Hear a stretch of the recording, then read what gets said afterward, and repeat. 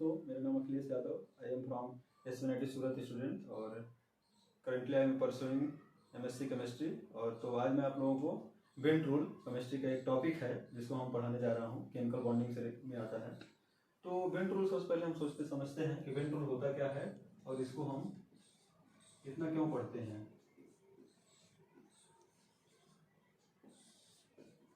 Bent rule ये बहुत important है। अगर हम देखें जे मेंस और जे एडवांस से रिलेटेड पॉइंट ऑफ एग्जाम के पॉइंट ऑफ व्यू से रिलेटेड, तो हम देखते हैं मतलब कि इसमें इस रूल से रिलेटेड बहुत से प्रॉब्लम्स आते हैं। मतलब जैसे जे मेंस जे एडवांस में जैसे क्वेश्चन आता है कि जियोमेट्री शेप से रिलेटेड, तो जो बेंट रूल होता है उसका मेन डीलिंग होता है, उसका रूल जो होता है दिया गया है मतलब फॉर द लोन पेयर और हाईली इलेक्ट्रॉन नेगेटिव ग्रुप के लिए। तो हम समझें सबसे पहले हमें एक ज्योमेट्री होती है TBP, जिसको हम लोग बोलते हैं ट्राइगोनल बाई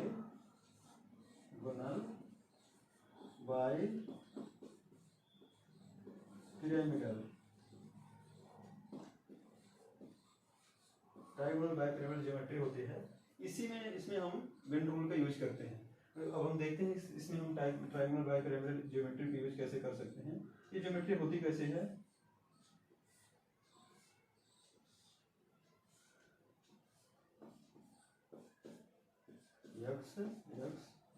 इसमें कितने सिग्मा पेयर होते हैं 1 2 3 4 5, तो 5 बॉन्ड पेयर और सिग्मा बॉन्ड। तो स्टेरिक नंबर क्या होता है lone pair plus sigma bond या बॉन्ड पेयर सिग्मा बॉन्ड। इसमें लोन पेयर तो 0 है तो और बॉन्ड पेयर कितना 5 है।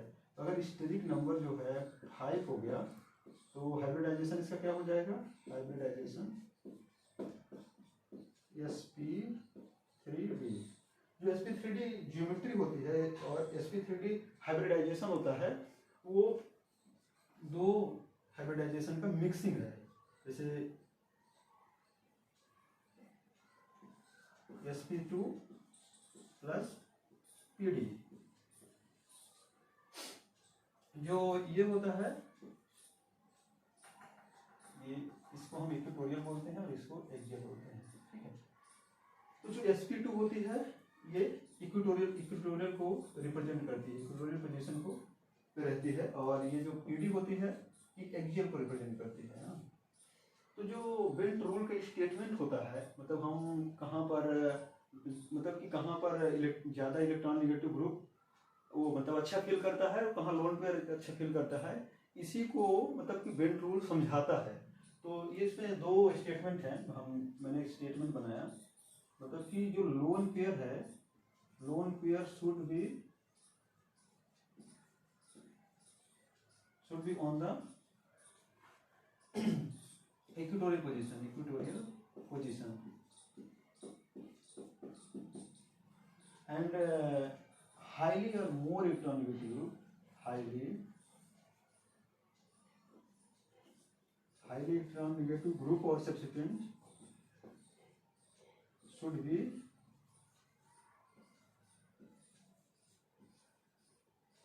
on axial position,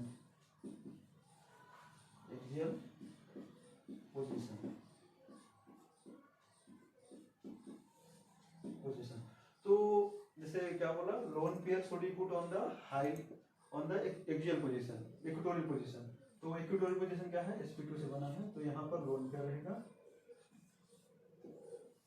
और यहाँ पर हाईली इलेक्ट्रॉन नेगेटिव ग्रुप रहेगा। तो हम अगर क्वेश्चन करें कि ऐसा क्यों करते हैं, तो ऐसा हम इसलिए करते हैं ताकि जो ज्योमेट्री होती है वो स्टेबल बन सके ना, तो ताकि वो स्टेबल बन सके। जैसे इससे रिलेटेड हम एक एग्जांपल लेते हैं और उसी के थ्रू हम इसको समझते हैं पूरा।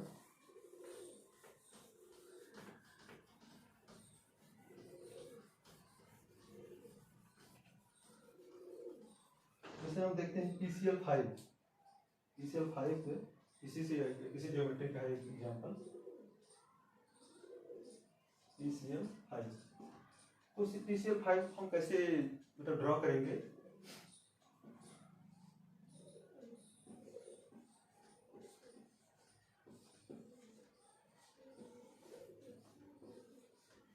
ये PCl5 है, तो हम इसको PCl5 को इजीली ड्रॉ कर लिए जैसे, बट अगर हमारे पास अगर एग्जांपल आएगा PCl3 और F2,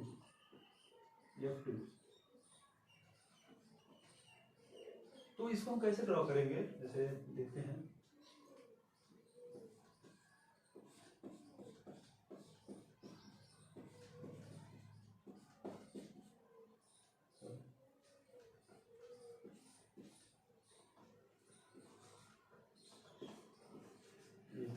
और एक ऐसा भी हम कर सकते हैं, मतलब कि हम इसको जैसे F का जो फ्लोरीन है उसका पोजीशन बदल दें,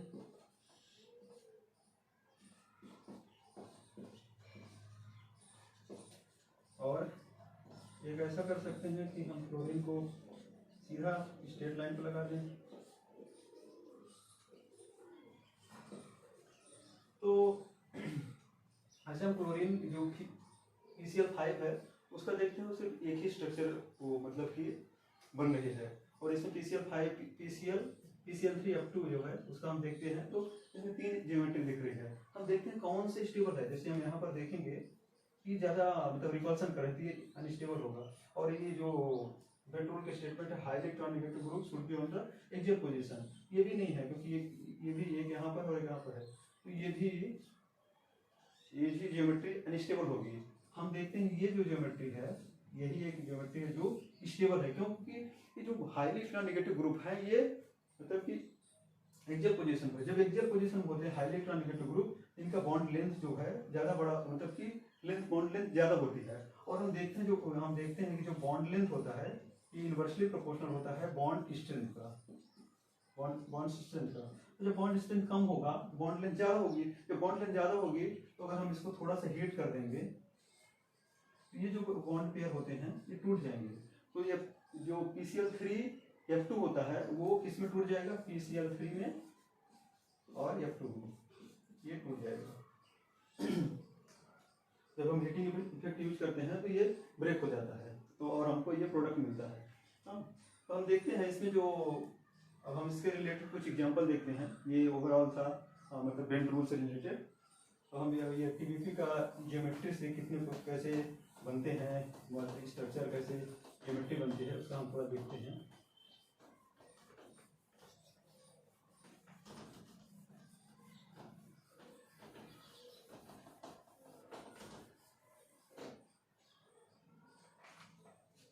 हमने देखा कि जो TBP ज्योमेट्री होता है इसका स्ट्रेट नंबर कितना होता है 5, और हाइब्रिडाइजेशन कितना होता है sp3d होता है। तो 5 हो रहा है, तो हम सबसे पहले निकालेंगे first case, lone pair 0 sigma 5। तो जब हम ये लेते हैं तो हम इसको बनाते हैं, थोड़ा सा देखते हैं, x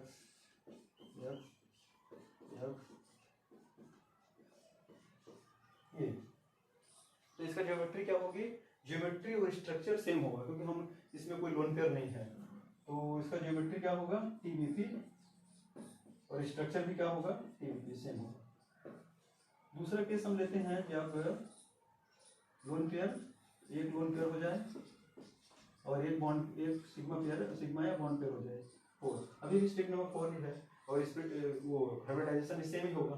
तो हाइब्रिडाइजेशन क्या होता है, तो वो स्टेरिक नंबर क्या होता है sigma pair plus lone pair. तो अगर हम इसका वो स्ट्रक्चर ड्रॉ करें, ज्योमेट्री ड्रॉ करें, तो ये हो जाएगा x, और जो ये स्टेटमेंट है बेंड रूल का, lone pair should be put on the equatorial position, तो ये हम इक्वेटोरियल पोजीशन पे लोन पेयर रख देंगे, और ये x। तो इसका जो ज्योमेट्री तो सेम रहेगा, TBP रहेगा, क्योंकि ज्योमेट्री में सिग्मा पेयर और लोन पेयर दोनों काउंट होता है। और अगर हम इसके स्ट्रक्चर की बात करें, शेप की बात करें, ये लोन पेयर हट जाएगी। जब लोन पेयर हटेगा, क्योंकि लोन पेयर हम नहीं देखते हैं, हम स्ट्रक्चर और शेप बनाते समय, तो हम इसको नहीं देखें काउंट करेंगे, इसको नहीं काउंट करेंगे, तो इसका जो शेप होगा या स्ट्रक्चर होगा ये सीसा होगा, सी-सॉ, झूला टाइप का। और अगर हम तीसरा केस देखेंगे कब, जब लोन पेयर 2 और सिग्मा 3 हो जाए, जब सिग्मा 3 हो जाए तो हम यहाँ पर देखते हैं ए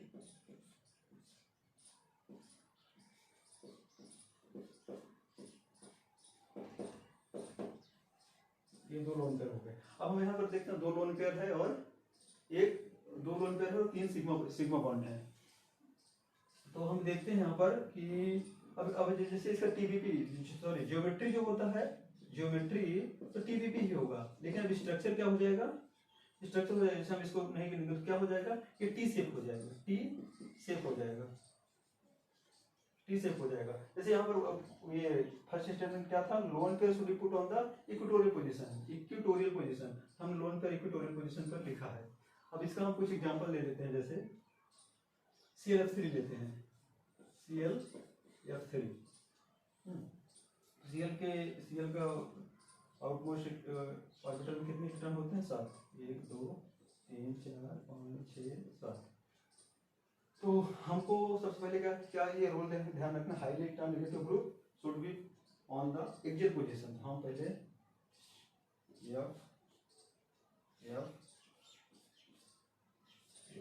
ये बना दिए। अब 2 लोन पेयर ये टी शेप होगा, इसका शेप क्या होगा, स्ट्रक्चर क्या टी शेप हो जाएगा। और ये हम इसमें हम देखना है कि क्या ज्योमेट्री जो मैंने बनाया है, स्ट्रक्चर मैंने ड्रॉ किया, ये सही है कि गलत है। हम पूरा देख सकते हैं लोन पेयर जो पोजीशन पे है और हाईली इलेक्ट्रॉन नेगेटिव ग्रुप है कहाँ पर है, यहाँ पर, मतलब कि हाईली इलेक्ट्रॉन नेगेटिव ग्रुप हाँ वो इस पर है। और हम एक और केस लेना पड़ेगा,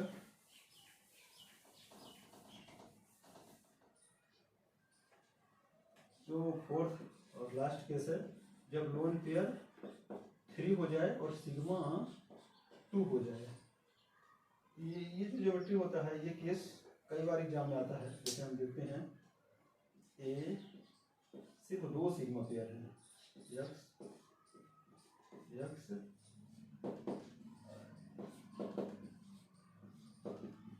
ये।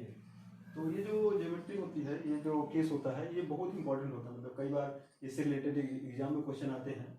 तो हम देखते हैं इसका एग्जांपल जैसे हम लेते हैं, इसका एग्जांपल हम ले सकते हैं I3-, बहुत फेमस एग्जांपल है, कई बार ये एग्जामों में आ चुका है, जे मेंस में भी आया है, जे एडवांस में भी आया है। इसका हम स्ट्रक्चर बनाते हैं, जैसे I3-, तो इसका हम स्ट्रक्चर बनाते हैं। इसके बाहर आउटर मोस्ट ऑर्बिटल में कितने इलेक्ट्रॉन होते हैं, 7, 1 2 3 4 5 6 7, और ये माइनस है तो ये है तो 8 हो जाएगा। एक ये हो जाएगा, एक ये और एक ये।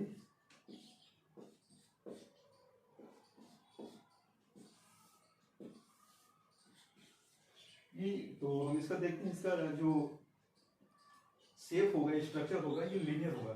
जो ज्योमेट्री है वो तो ज्योमेट्री तो टीबीपी ही रहेगी, तो उसमें सब कुछ काउंट करते हैं, लेकिन शेप हम देखने के लिए, शेप जो होता है, शेप हम देखने के लिए सिर्फ और सिर्फ मतलब बॉन्ड पेयर को देखते हैं, तो शेप हो जाएगा इसका लीनियर। इस स्ट्रक्चर से रिलेटेड कई क्वेश्चन आते हैं और भी एग्जाम में आते हैं। जैसे पूछता है कि number of lone pair on the system, number of lone pair, अगर सिर्फ नंबर ऑफ लोन पेयर पूछेगा हमको पूरा बताना पड़ेगा, 1 2 3 4 5।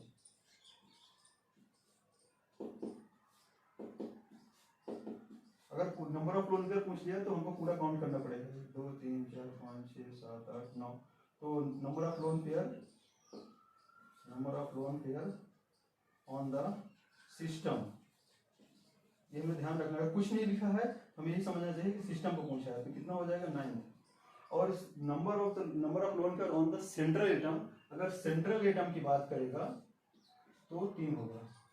एग्जाम में क्या होता है, नंबर ऑफ लोन पेयर पूछता है और उसमें कुछ मेंशन नहीं रहता है, पूरी जनता क्या लगाती है, सिर्फ 3 क्योंकि हमको वो सब देखते हैं। हाँ सेंट्रल एटम देखो, सेंट्रल एटम काउंट करो, कितना लोन पेयर होता है, वही आंसर लगा के आते हैं और सबको माइनस से मिलता है। तो इसलिए हमें ध्यान रखना चाहिए क्वेश्चन से। तो ये था पूरा ऑल ओवर पूरा वेन टूल्स रिलेटेड हमने आज समझा। Thank you so much.